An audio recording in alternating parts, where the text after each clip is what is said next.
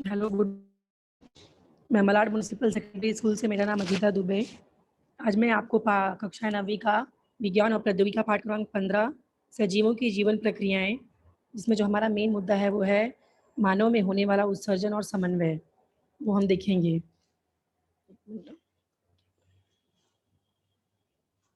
मानव में होने वाला उत्सर्जन और समन्वय।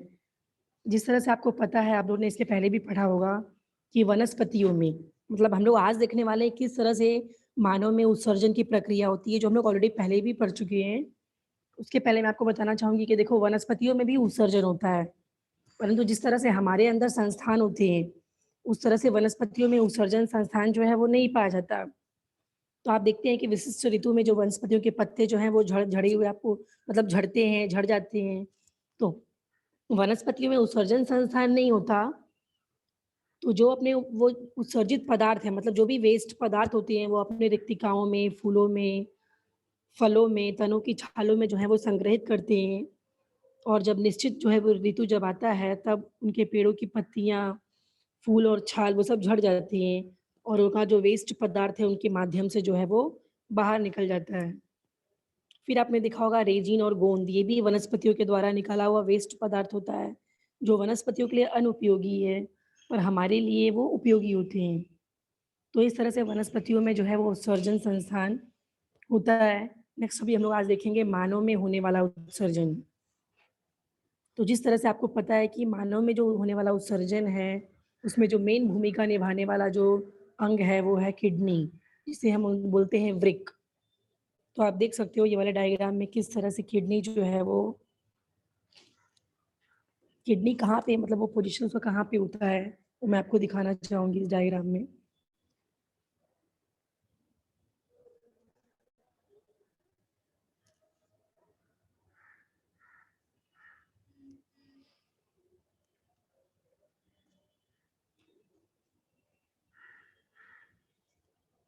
यहाँ पर देख सकते हो आप लोग बच्चों किस तरह से देखो 2 किडनियाँ हैं।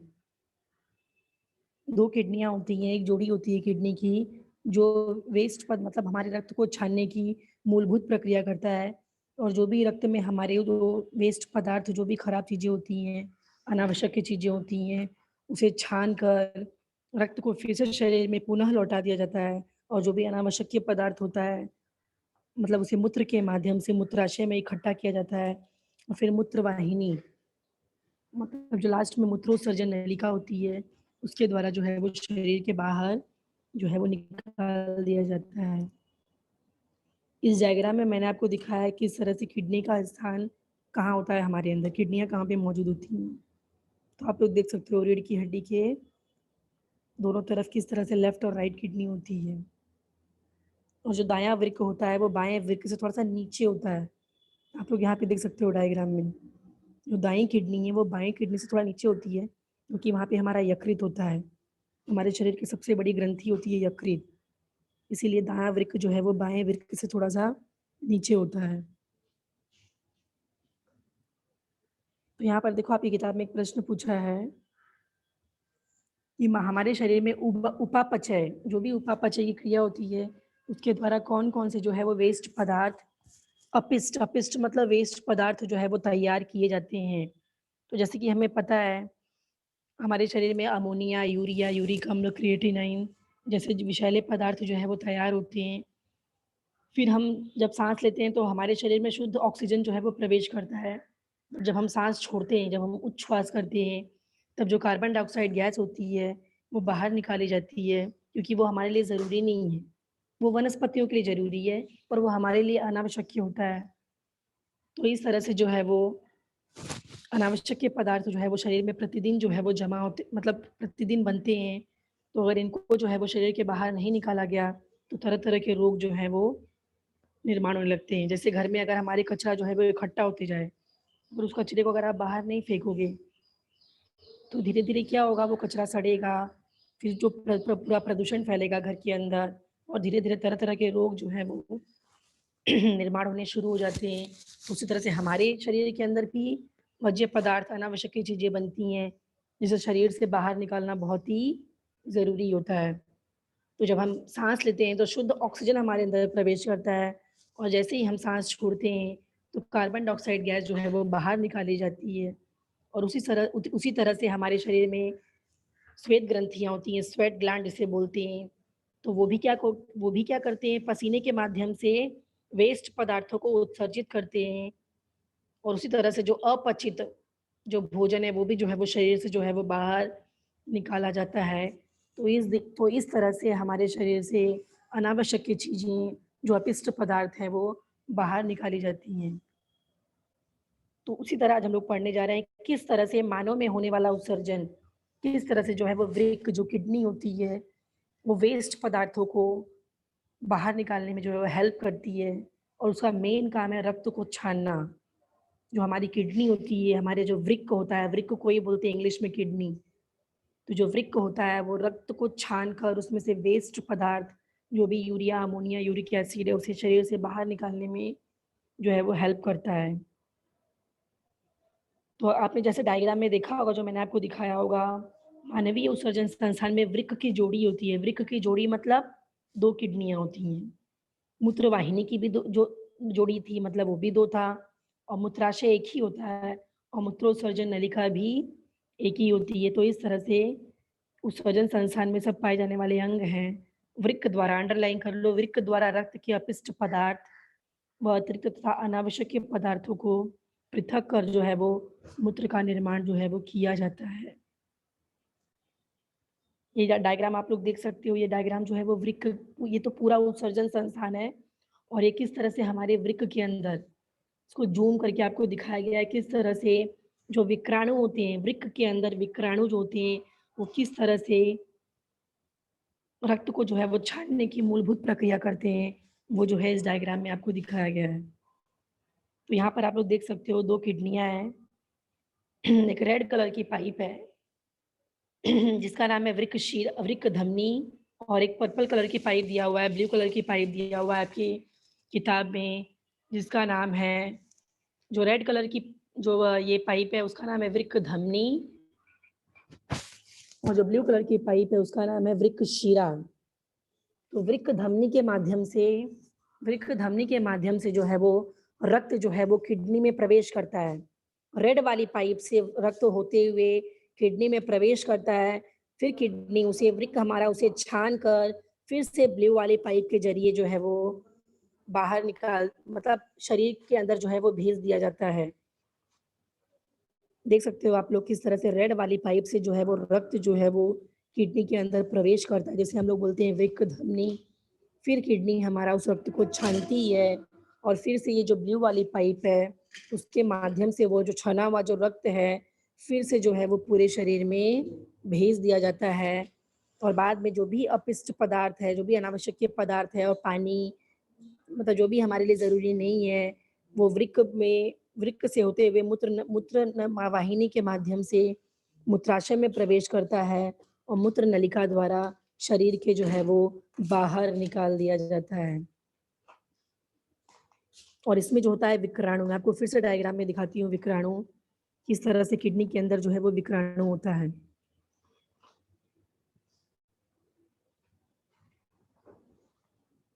ये देखो आप लोग देख सकते हो, ये दिख रहा है आप लोग जो बाल जैसे स्ट्रक्चर है, ये जो बाल जैसे स्ट्रक्चर है वही होते हैं विक्राणु। एक किडनी में कम से कम 10 लाख विक्राणु जो है वो पाया जाता है। एक किडनी में 10 लाख विक्राणु होते हैं, तो दोनों किडनियों में मिला के 20 लाख विक्राणु जो है वो पाए जाते हैं। यही वो पार्ट है जो रक्त को छानने की मूलभूत प्रक्रिया जो है वो करते हैं। इनका नाम है विक्राणु, वृक्क के अंदर विक्राणु। तो इसी का जो डायग्राम है, जो ज़ूम करके दिखाया है आपकी किताब में पेज नंबर 167 पे नीचे, इसी को हम लोग इंग्लिश में बोलते हैं नेफ्रॉन। विक्राणु जो है वो वृक्क के अंदर होता है, उसी को इंग्लिश में बोलते हैं नेफ्रॉन। यही विक्राणु, यही नेफ्रॉन है जो रक्त को छानने की मूलभूत प्रक्रिया जो है वो करते हैं। तो इस तरह से देखो आपकी किताब में क्या बताया हुआ है, उदर के पीछे मेरुदंड के दोनों ओर सेम के बीच के आकार के 2 वृक्क होते हैं, 2 किडनियां होती हैं। वृक्क में छानने की मूलभूत प्रक्रिया करने वाले घटक को नेफ्रॉन कहते हैं, जिसे मैंने अभी आपको दिखाया डायग्राम में। प्रत्येक नेफ्रॉन में कप के आकार की पतली भित्तिका वाला ऊपर का भाग होता है, जिसे बोमेन संपुट कहते हैं। यहाँ पर देखो, ये आप लोग देख सकते हो प्याली के आकार का। ये वही डायग्राम है जो मैंने आपको दिखाया, बाल जैसा स्ट्रक्चर जो विक्राणु होता है, जो धागे जैसी रचना थी। तो इसी एक विक्राणु का ये फोटो है कि एक विक्राणु दिखता कैसे है, उसका कार्य क्या है। यही जो होते हैं वो छानने की मूलभूत प्रक्रिया करती हैं।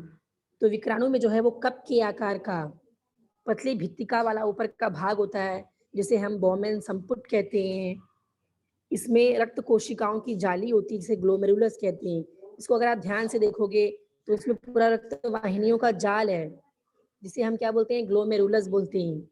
तो सबसे पहले जो हमारे यकृत में तैयार हुआ यूरिया है, वेस्ट पदार्थ है, वो सबसे पहले वृक्क धमनी से होते हुए किडनी में प्रवेश करता है, और किडनी में प्रवेश करने के बाद वो विक्राणु के इसी भाग में जाता है, ग्लोमेरुलस। और ग्लोमेरुलस में जो रक्त कोशिकाओं का जाल है, यहाँ पे रक्त का छनन होता है। ये जो पोर्शन आप लोग देख रहे हो ना, जो मैं हाइलाइट कर रही हूँ, यहाँ पर रक्त का छनन होता है और यूरिया व जो भी वेस्ट पदार्थ है वो बाहर जो है वो निकाले जाते हैं।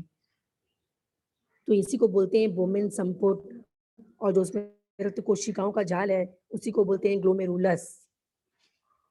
तो बोमेन संपुट के चयनशील पटल मतलब क्या? यहाँ पर जो है वो छोटे-छोटे छिद्र जो है वो हमें देखने को मिलते हैं। छन्नी जैसी होती है, छोटे-छोटे छिद्र होते हैं। तो बोमेन संपुट के चयनशील पटल से पानी के अणु और अन्य पदार्थों के महीन अणु छिद्र से बाहर निकल सकते हैं। बोमेन संपुट का द्रव बाद में नेफ्रॉन नलिका में जाता है। मतलब जो भी छना हुआ वेस्ट पदार्थ है, यहाँ पर होते मतलब यहाँ से छनकर यहाँ से होते हुए नेफ्रॉन नलिका में प्रवेश करते हैं। आप लोग देख रहे हो बड़ी सी नलिका है, जिसे बोलते हैं नेफ्रॉन नलिका। अगर यहाँ पर मतलब हमारे शरीर को ऐसा लगता है कि पानी की कमी है, तो पानी और अन्य उपयुक्त अणुओं का रक्त में पुनः अवशोषण जो है वो किया जाता है। मतलब रक्त से यहाँ पे वेस्ट पदार्थों को छोड़कर पानी अवशोषित किया जाता है, और बचा हुआ अपशिष्ट पदार्थ वाला जो द्रव्य है, उससे जो है वो मूत्र का निर्माण होता है। तो यहाँ पे विक्राणु है, बराबर? यहाँ से सब कुछ छना और छनकर जो भी मूत्र वाहिनी से होते हुए मूत्र में जो भी वेस्ट पदार्थ होते हैं वो यहाँ पे मूत्राशय में इकट्ठा होते हैं, और बाद में मूत्रोत्सर्जन नलिका द्वारा शरीर के जो है वो बाहर निकाल दिए जाते हैं। तो इस तरह से हमारी किडनी जो है वो महत्वपूर्ण भूमिका निभाती है वेस्ट पदार्थों को अलग करने में। तो जो लास्ट में छोटी सी नलिका आपको दिख रही है, इसे ही बोलते हैं मूत्रोत्सर्जन नलिका। तो देखो बच्चों, आपको यहाँ पे एक लाइन लिखी हुई है, मूत्राशय पेशी में होते हुए उस पर तंत्रिकाओं का नियंत्रण होता है। इसका मतलब क्या? देखो, सबसे पहले मूत्र का निर्माण हुआ, फिर वो मूत्र वाहिनी से होते हुए मूत्राशय में इकट्ठा हुआ। उसके बाद मूत्राशय पर जो है वो पेशी में मसल्स होते हैं, और उन पर तंत्रिकाओं का नियंत्रण होता है। इसीलिए हम अपने यूरिन पर कंट्रोल कर सकते हैं, कंट्रोल रख सकते हैं, क्योंकि वहाँ पे तंत्रिका कोशिकाओं का नियंत्रण होता है। जबकि छोटे बच्चों में क्या होता है, देखो वो अपने मतलब जो उनका ये मूत्रोत्सर्जन करने का सिस्टम होता है, उस पे उनका कंट्रोल नहीं होता,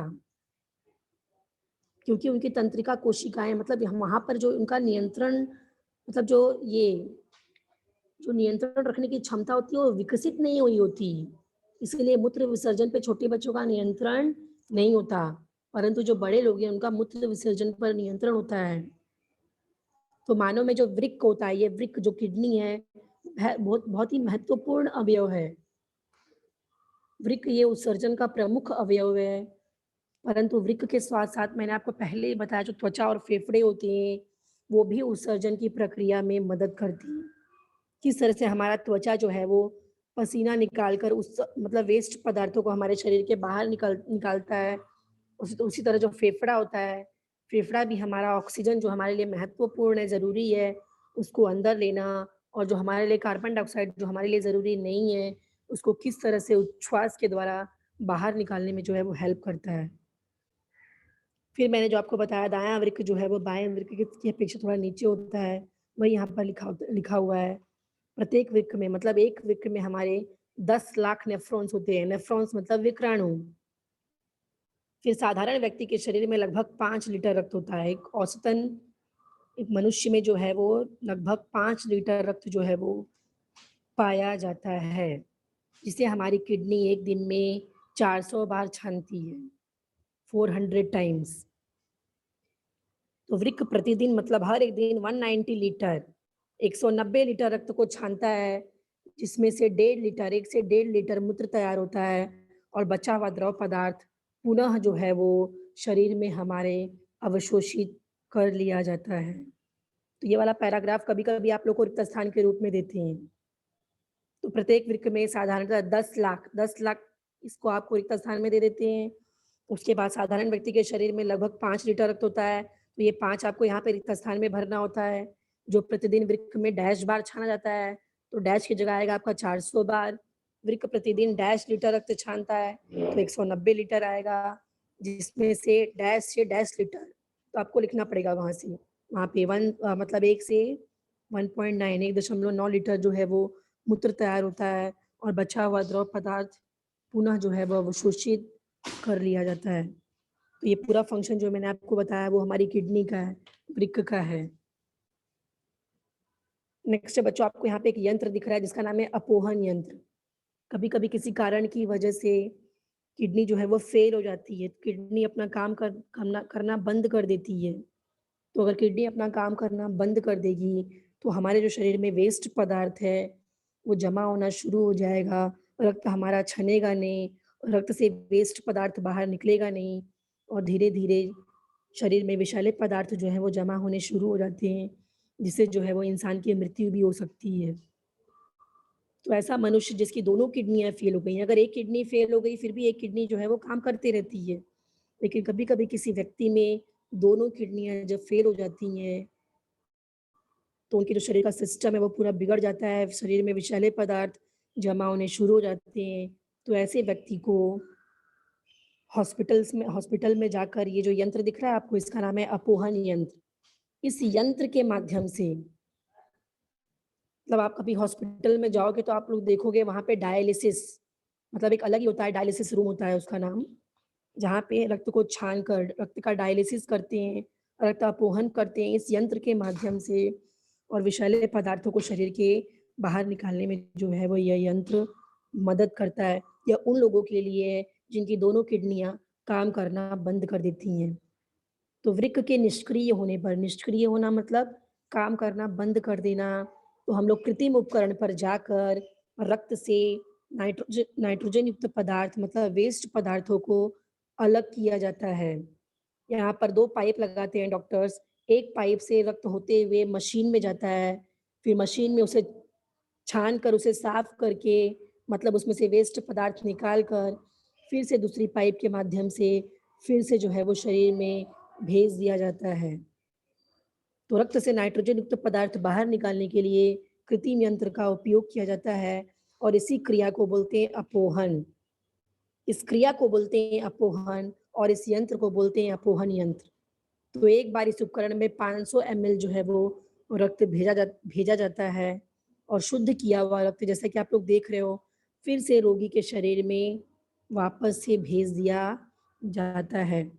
पर ये बहुत पेनफुल होता है, मतलब कभी-कभी ऐसी सिचुएशन जिस व्यक्ति के ऊपर आती है, तो ये उसके लिए कोई नॉर्मल चीज़ नहीं है। इसमें बहुत पेन होता है और डॉक्टर कम से कम हफ्ते में 3 बार उसको बुलाता है हॉस्पिटल में।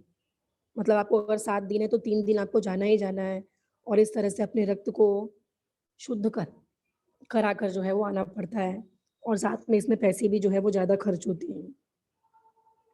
और अगर हमारे परिवार में या फिर किसी रिलेशन में मतलब अगर किसी की दोनों किडनियाँ खराब हो जाती है, तो अगर जिस किसी व्यक्ति से उस व्यक्ति का ब्लड ग्रुप मैच करता होगा, तो अपना उसे एक किडनी जो है वो दान कर सकता है। मतलब जिस व्यक्ति की दोनों किडनी खराब हो गई है, उसे अपने फैमिली वाले मतलब जिस व्यक्ति से उसका ब्लड ग्रुप मैच कर रहा है, उसे अपना एक किडनी जो है वो दान कर सकते हैं। तो एक किडनी से भी हमारी क्रिया जो है वो चल सकती है नॉर्मल रूटीन में।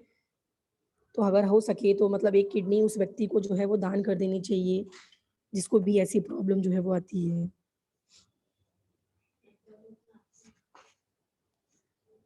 नेक्स्ट देखो,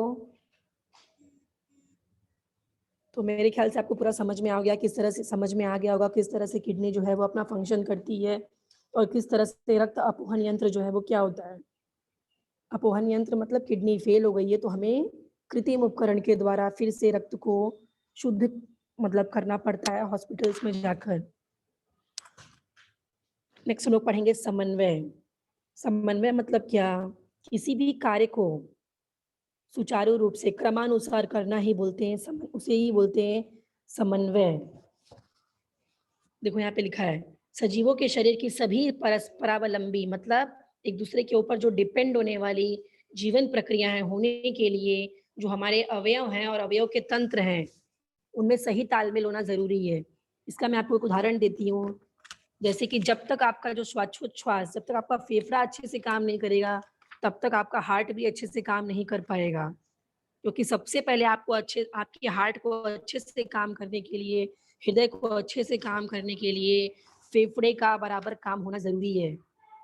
अगर फेफड़ा अपना काम नहीं करेगा बराबर, क्योंकि हम जो साँस ले रहे हैं, उसमें ही ऑक्सीजन है, जो हमारे फेफड़ों में जा रही है।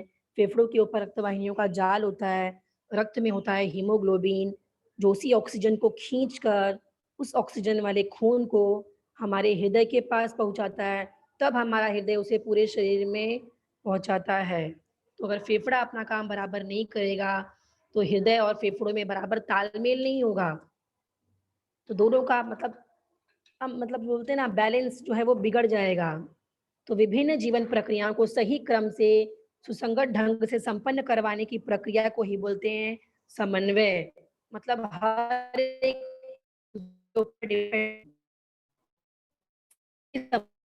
विकास के लिए शरीर में कार्यरत विभिन्न जीवन प्रक्रियाओं के नियमन को नियंत्रण कहते हैं। मतलब नियमन और नियंत्रण यहाँ पर दोनों जरूरी है। कंट्रोल और समन्वय, कोऑर्डिनेशन जिसे हम बोलते हैं, तो दोनों चीजों का होना बहुत ही जरूरी है। जैसा कि मैंने आपको बताया, हृदय की धड़कन और श्वासोच्छ्वास की गति में हमेशा समन्वय होता है। फिर दूसरा आपकी किताब में दिया हुआ है समस्थिति।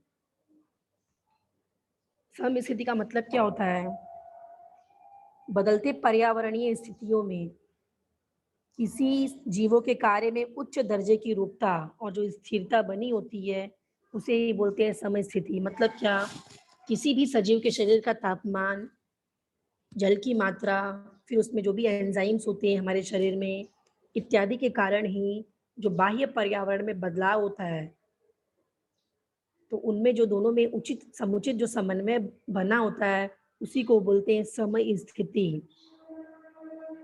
जैसे कोई भी कार्य करने के लिए सजीवों के विविध संस्थानों में समुचित समन्वय से जो भी समन्वय बना रहता है क्रमानुसार, तो उससे जो स्थिर अवस्था है, उसकी निर्माण जो स्थिर अवस्था का जो निर्माण होता है, उसी को बोलते हैं समस्थिति, जिसे इंग्लिश में बोलते हैं होम्योस्टैसिस। तो इस तरह से समन्वय और समस्थिति दोनों का रहना शरीर में बहुत ज़रूरी है, बदलते पर्यावरण के अनुसार। तो नेक्स्ट हम लोग पढ़ने जा रहे हैं बच्चों,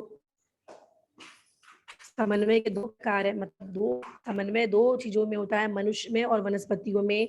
मनुष्य में समन्वय स्थापित करने के लिए रासायनिक नियंत्रण होता है और तंत्रिकीय नियंत्रण होता है। और वनस्पतियों में 2 होता है, वृद्धि संलग्न गतिविधि और वृद्धि असंलग्न गतिविधि। तो देखो आप लोग को पता है, जिस तरह से हमारे अंदर तंत्रिका कोशिकाएँ हैं, तंत्रिका नियंत्रण होता है, वनस्पतियों के अंदर ऐसी कोई भी तंत्रिका कोशिकाएँ जो है वो नहीं पाई जाती। तो वनस्पतियाँ किस तरह से अपना बाहर पर्यावरण के अनुसार किस तरह से वो अपने अंदर समन्वय जो है वो स्थापित करती हैं, वो भी हम लोग देखते हैं। तो वनस्पतियों में समन्वय 2 प्रकार का होता है।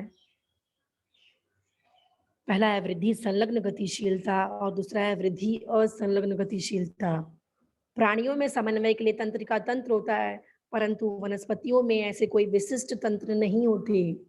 अतः वे बदलते पर्यावरण के साथ संतुलन बनाए रखने के लिए कुछ विशेष प्रकार से गतिशील होती हैं। तो ये गतिशीलता 2 प्रकार की होती है। पहला है वृद्धि संलग्न गतिशीलता और दूसरा है वृद्धि असंलग्न गतिशीलता। तो सबसे पहले हम लोग देखेंगे वृद्धि संलग्न गतिशीलता, जो आपकी किताब में पेज नंबर 169 पे है। मैं इसको अभी एक्सप्लेन करने जा रही हूँ। वृद्धि संलग्न गतिशीलता, यहाँ पर देखो क्या दिया हुआ है। बाह्य उद्दीपन मतलब बाह्य प्रतिसाद जो भी वनस्पतियों को मिलते हैं, बाह्य उद्दीपनों के प्रति अनुक्रिया के रूप में वनस्पतियों में वृद्धि होती है। मतलब जो जो भी बाहर से उनको उद्दीपन मिलता है वो उन पे अनुक्रिया करती हैं और उसी के वजह से वनस्पतियों में वृद्धि होती है। किसी भी वनस्पति का प्ररोह तंत्र, प्ररोह मतलब तना, प्ररोह तंत्र मतलब तना, आपकी किताब में भी लिखा है, वहाँ पे आप लिख लो, प्ररोह के बाजू में ब्रैकेट में तना। प्ररोह तंत्र वातावरणीय उद्दीपन, जैसे जैसे ही उसे प्रकाश का उद्दीपन मिलेगा, जैसे देखो हम जब किसी बीज को जब मिट्टी में लगाते हैं या बोते हैं, तो उसका हमेशा जो तना होता है, वो सूर्य के प्रकाश की दिशा में जो है वो वृद्धि करता है और उसका जो मूल तंत्र होता है, मूल मतलब जड़, वो हमेशा नीचे की तरफ जाता है, जहाँ पे उसे पानी का उद्दीपन मिलता है, मिट्टी के अंदर। तो नीचे की तरफ जाता है, इसीलिए इसे गुरुत्वाकर्षण कहते हैं। उसे गुरुत्वाकर्षण भी आप कह सकते हो या फिर गुरुत्वानुवर्ती गतिविधि कह सकते हो या फिर जलानुवर्ती गतिविधि कह सकते हो। फिर वनस्पतियों के कुछ भागों की वृद्धि रसायनों के प्रति की गई अनुक्रिया के स्वरूप में होती है। ये मैं आपको बाद में डिटेल में बताऊँगी। जैसे बहुत सारे हार्मोन्स होते हैं वनस्पतियों के अंदर, जो कोशिकीय विवर्धन मतलब कोशिका को बड़े होने में, कोशिका का विभाजन करने में, वृद्धि करने में जो है वो हेल्प करते हैं। और यह सब जो वृद्धि है वो गतिशीलता कहलाती है। उसका मतलब क्या होता है मैं आपको बताती हूँ अभी। तो वृद्धि आधारित गतिशीलता जो के प्रकार है, पहला है प्रकाशानुवर्ती, दूसरा है गुरुत्वानुवर्ती, तीसरा है जलानुवर्ती, चौथा है रसायनुवर्ती और पांचवा है आधारानुवर्ती। इसको हम लोग वन बाय वन देखते हैं। तो पहला हम लोग देखेंगे प्रकाशानुवर्ती। देखो सबसे पहले मैं आपको बताऊं कि वृद्धि संलग्न मतलब क्या होता है। वृद्धि संलग्न मतलब मतलब ऐसी गतिविधि जहाँ पे हमें हलचल भी देखने को मिलता है प्लस वृद्धि भी। मतलब वनस्पतियाँ हलचल भी करेंगी और साथ-साथ में उनमें वृद्धि भी होगी। जो तना रहेगा वो धीरे-धीरे बढ़ता है। जैसे ही हम देखो बीज को बोते हैं तो उसमें से जो उसमें से प्ररोह निकलता है, उसकी धीरे दिन-ब-दिन थोड़ी-थोड़ी वृद्धि जो है वो होती रहती है। तो यहाँ पर हलचल भी है और वृद्धि भी है। इसीलिए इसे बोलते हैं वृद्धि संलग्न गतिविधि, जहाँ पर हलचल भी है मतलब गति भी है और वृद्धि भी है। ऐसे उदाहरण को हम लोग बोलते हैं वृद्धि संलग्न गति, वृद्धि संलग्न गति। देख सकते हो आप लोग यहाँ पर किसी भी वनस्पति का जो तना होता है, वो हमेशा सूर्य के प्रकाश की दिशा में बढ़ता है। इस वीडियो में आप लोग देख सकते हो, जहाँ भी सूर्य का प्रकाश जो जाएगा, तना उसी दिशा में जो है वो वृद्धि करता है। ओके, यहाँ भी आप लोग इस वीडियो में देखो। देखो किस तरह से जब उस बीज में से अंकुर निकल रहा है, तो किस तरह से जो तना है देखो सूर्य की प्रकाश की दिशा में बढ़ रहा है। यहाँ भी आप लोग देख सकते हो, आपकी किताब में दिया हुआ है डायग्राम, पेज नंबर 169 पे, कि गमले को देखो टेढ़ा रखा हुआ है। फिर भी जो देखो उसमें से जो पौधा निकल रहा है, किस तरह से वो खिड़की की दिशा में जा रहा है। देखो, खिड़की की तरफ जहाँ पे उसे सूर्य के प्रकाश का उद्दीपन मिल रहा है, वो उसी दिशा में वृद्धि करता है। जबकि आप लोग देख रहे हो, जो रूट है, जो जड़ है, वो नीचे की तरफ जा रहा है। वो सूर्य के प्रकाश की दिशा में वृद्धि नहीं करता। तना जो है वो सूर्य की प्रकाश की दिशा में जाएगा, और जो जड़ हो रहता है वो नीचे की तरफ वृद्धि करता है, जहाँ उसे पानी का उद्दीपन प्राप्त हो रहा है। तो यहाँ पर जो अनुवर्तन करने वाला जो तंत्र है, वो है प्ररोह तंत्र, जहाँ पे तना और पत्तियाँ और फूल आते हैं। तो किसी भी वनस्पति का प्ररोह तंत्र प्रकाश की उद्दीपन, जहाँ भी उसे प्रकाश की उत्तेजना मिलेगी, वहीं वो प्रतिसाद देगा और उसी वृद्धि सूर्य की प्रकाश की दिशा में होती है। तो पौधे की इस गति को हम लोग बोलते हैं प्रकाशानुवर्ती गतिविधि। नेक्स्ट है गुरुत्वानुवर्ती। ये वीडियो में देखो जरा ध्यान से।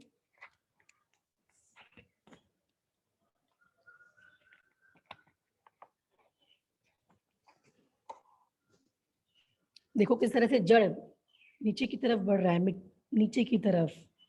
जहाँ पे उसे पानी का उद्दीपन मिलता है, मिट्टी के अंदर। और देखो किस तरह से तना जो है वो देखो जो छोटा-सा प्ररोह तंत्र निकल रहा है, वो किस तरह से देखो ऊपर की तरफ जा रहा है, सूर्य के प्रकाश की दिशा में, ओके?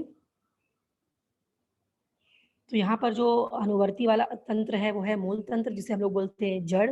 तो वनस्पतियों का जो जड़ तंत्र है, वो गुरुत्वाकर्षण के उद्दीपन को प्रतिसाद देता है नीचे की तरफ और उसकी उसी दिशा में नीचे की तरफ जो है वो इसकी वृद्धि जो है वो होती है। जलानुवर्ती भी सेम उसी में आएगा कि जड़ें उसी दिशा में जाएँगी जहाँ पे उन्हें पानी का उद्दीपन मिलेगा, जो कि नीचे की तरफ रहता है मिट्टी में, ओके? तो इसे बोलते हैं जलानुवर्ती गतिविधि। उसके बाद नेक्स्ट है रसायनवर्ती। यहाँ पर क्या होता है, देखो बच्चों ये वीडियो में ये होता है परागकण, जो फूल में नर घटक होता है उसे बोलते हैं परागकण। तो किस तरह से परागकण जो है वो वर्तिकाग्र से होते हुए फूल में अंडे की तरफ पहुँचते हैं, जो बीजांड रहते हैं ना फूल में, अंडे की तरफ पहुँचते हैं और परागकण जो है वो अंडे का फलन करते हैं और फिर जिसकी वजह से फूल से जो है वो फल का निर्माण होता है। तो जब परागकण जो है वो जब बीजांड का अंडे का फलन करते हैं, तब फूल से फल का निर्माण होगा और जैसे ही परागकण वर्तिकाग्र के ऊपर आकर बैठते हैं, वैसे ही विशिष्ट रसायन निकलता है, जिससे परागकण का जो देखो जैसे ही तो पराग नलिका का निर्माण होता है, देखो लंबी सी नली निकल रही है, उसे बोलते हैं पराग नली। तो वो क्या करती है परागकण को बीजांड की तरफ पहुँचाने में, फलन करने में हेल्प करती है, जिससे फूल से फल का निर्माण होता है। तो ये सब उदाहरण मैंने जितना आपको बताया जड़ वाला, तना वाला, फिर ये पराग नली का जो बढ़ना है, इन सब में हमें वृद्धि भी दिख रही है, मतलब हलचल भी है प्लस वृद्धि भी है। यहाँ पर हलचल भी है और वृद्धि भी है, इसीलिए जितने उदाहरण हैं, सब आते हैं वृद्धि संलग्न गति में। ये वाला भी देख लो आधारानुवर्ती। देखो वनस्पतियाँ किस तरह से आधार पाकर अपने आप को बढ़ने में जो है वो हेल्प करती हैं। तो इसे बोलते हैं आधारानुवर्ती। आधार पाकर वनस्पतियाँ बढ़ती हैं। तो उसे जब आधार का उत्तेजना जब उसे आधार का ये उद्दीपन प्राप्त होगा तब वनस्पतियों की जो है वो वृद्धि उसी दिशा में होती है, उसी आधार को पकड़कर। तो इस प्रकार की जो गतिविधि है उसे बोलते हैं आधारानुवर्ती। तो यहाँ पे हलचल भी है प्लस वृद्धि भी है, इसलिए ये सब आते हैं वृद्धि संलग्न गति में। फिर आपकी किताब में एक टेबल दिया हुआ है, वो देख लेना पेज नंबर 169 पे, जहाँ पे हम लोग देखेंगे कि वनस्पतियों में बहुत सारे हार्मोन्स होते हैं, जिसमें से प्ररोह में मतलब तने के ऊपर वाले भाग में ऑक्सिन होता है। ऑक्सिन नामक संप्रेरक होता है, हार्मोन्स होता है, जो कोशिका विवर्धन मतलब कोशिका का आकार बढ़ाने में जो है वो हेल्प करता है और तनों में अगर वृद्धि करना है तो उसके लिए जिबरलिन्स, ये भी इम्पोर्टेंट एग्जाम में आता है। तनों की वृद्धि के लिए जिबरलिन्स नामक हार्मोन्स जो है वो हेल्प करता है और कोशिका विभाजन में मतलब एक कोशिका से 2 फिर 2 से 4 उसके में हेल्प करता है साइटोकाइनिन। और लास्ट में जो एब्सिसिक अम्ल है, वो वृद्धि को रोकने में या वृद्धि को कम करने में जो है वो हेल्प करता है। जिस तरह से हमारे अंदर हार्मोन्स होते हैं, जो हमारे पूरे शरीर की गतिविधियों पर नियंत्रण रखते हैं, उसी तरह वनस्पतियों में भी हार्मोन्स होते हैं। ऑक्सिन जो कोशिका के बड़े होने में, आकार को बड़े करने में हेल्प करती हैं। जिबरलिन्स जो है वो तने में वृद्धि करता है। साइटोकाइनिन कोशिका विभाजन में हेल्प करता है, जो कि फल और बीज में पाया जाता है। उसी तरह एब्सिसिक जो अम्ल है वो जड़, तना और पत्तियों में होता है, जो वृद्धि को रोकने में या फिर वृद्धि को मंद करने में जो है वो हेल्प करता है। तो जब वृद्धि कम कर देगा या फिर वृद्धि को रोक देगा, उसकी वजह से पत्तियाँ जो है वो सिकुड़ जाती हैं या फिर मुरझा जाती हैं। तो इस तरह से अलग-अलग संप्रेरक हैं, अलग-अलग हार्मोन्स हैं, जो वनस्पतियों में जो है वो पाए जाते हैं, उनकी गतिविधियों पर नियंत्रण रखने के लिए।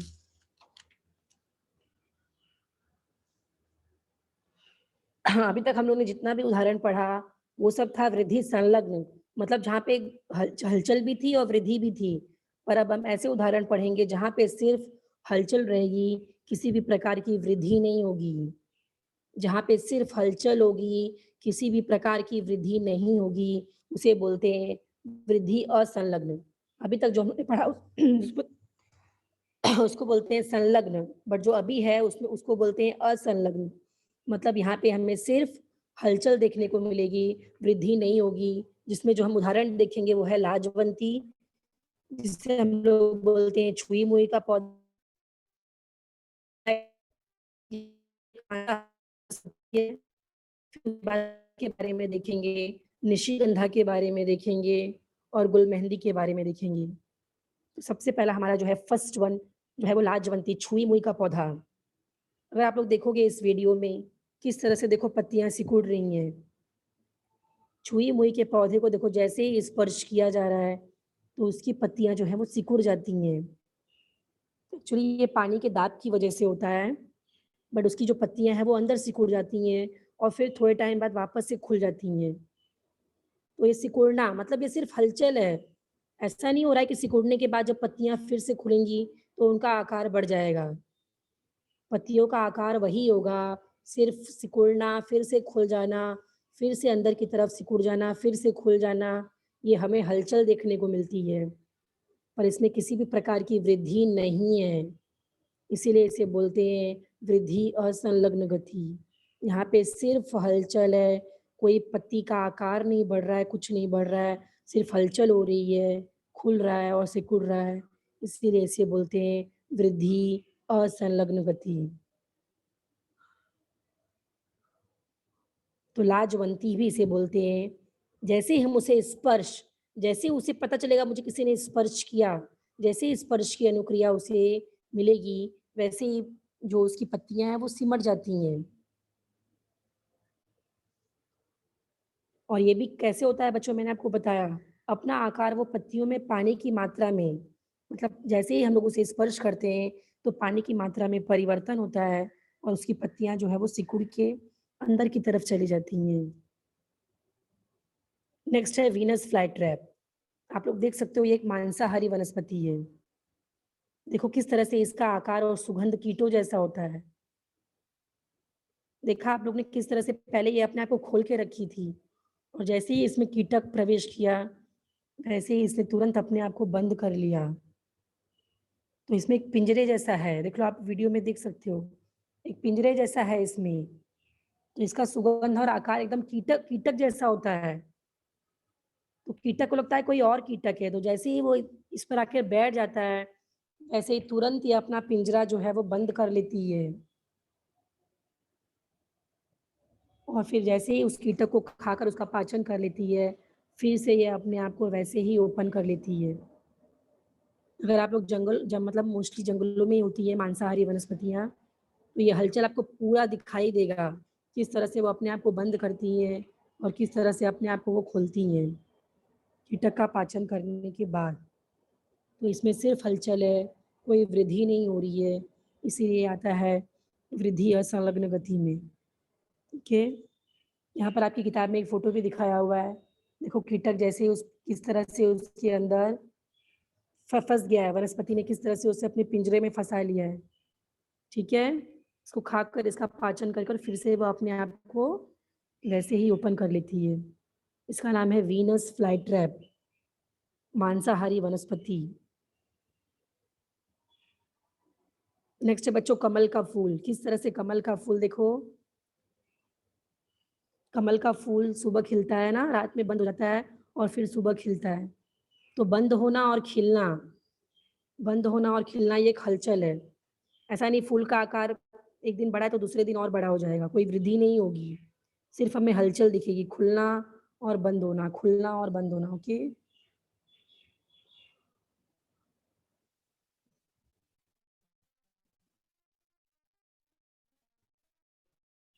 ये का फूल, जिस तरह से कमल का फूल सुबह खिलता है, तो निशिगंधा का फूल वो रात में खिलता है और इसमें कोई वृद्धि नहीं है, सिर्फ़ हलचल ही है। नेक्स्ट है सबसे लास्ट गुलमेहंदी। इसके फल होते हैं जो समय आने पर फट जाते हैं और अपने बीजों को चारों तरफ बिखेर देते हैं। तो ये गुलमेहंदी का प्लांट है। तो जब फल जब फटते हैं, तो जब फल का जो फटना वो हलचल ही है। और जो फल फटकर अपने बीजों को जो है वो बिखेर देता है। तो इस तरह से जो हलचल फटना, इसमें सिर्फ हलचल है, कोई वृद्धि नहीं है। इसीलिए हम इसे बोलते हैं वृद्धि असंलग्न गति। तो हम लोग ने इस पाठ में आज क्या-क्या देखा, किस तरह से वनस्पतियाँ अपने वेस्ट पदार्थों को बाहर निकालती हैं, किस तरह से मनुष्य में वेस्ट पदार्थ जो है वो वृक्क के माध्यम से बाहर निकलने में हेल्प होता है। उत्सर्जन किस तरह से किडनी खराब होती है तो हमें क्या करना पड़ता है, उसके बाद कृत्रिम उपकरण के द्वारा उसे साफ करना पड़ता है ब्लड को। फिर उसके बाद हमने देखा हमारे अंदर तो तंत्रिका संस्थान है, हमारे अंदर सब संस्थान होते हैं पर वनस्पतियों के अंदर तो नहीं है। तो किस तरह से वो बाह्य पर्यावरण के प्रति जो है वो अपने अनुक्रिया करती हैं। उसमें हम लोगों ने देखा वृद्धि संलग्न गतिशीलता और वृद्धि असंलग्न गतिशीलता, किस तरह से किसी में हलचल है, वृद्धि दोनों है और किसी में हलचल है, वृद्धि नहीं है। इसके जो भी उदाहरण मैंने आपको बताए, उसे आप अच्छे से वापस से किताब में एक बार सब दिया हुआ है, उसे रीड कर लेना। अगर किसी को कुछ डाउट है, कोई प्रश्न पूछना है तो पूछ सकता है।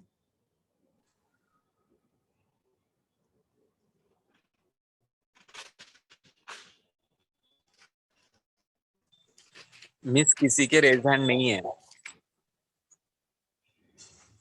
अच्छा, किसी को डाउट नहीं है सर? नहीं चलेगा, मिस, ठीक किसी है। के रेज हैंड नहीं है। ओके ओके ठीक मिस, है फिर सर, चलेगा। आप लिखकर पूरा कर लेना। Thank you.